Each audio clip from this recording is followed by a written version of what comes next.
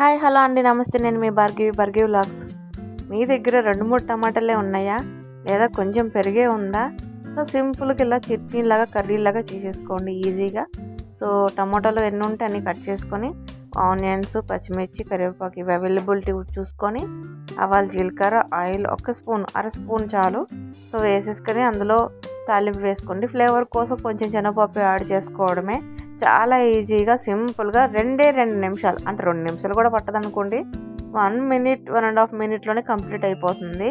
So అంత ఈజీగా త్వరగా అయిపోతుంది.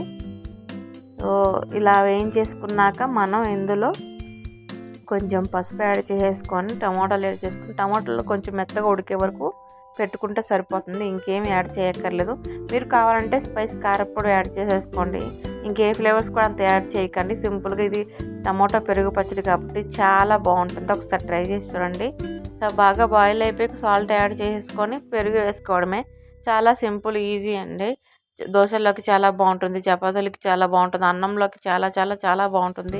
మీ ఇష్టం, పుల్కాల్లో కూడా తినొచ్చు, అంత బాగుంటుందో. చాలా ఈజీ.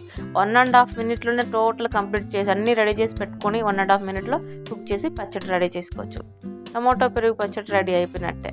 సో కారప్పొడి నేను కొంచెం కలర్ కోసం, కొంచెం స్పైస్ కోసం యాడ్ చేసుకున్నానండి.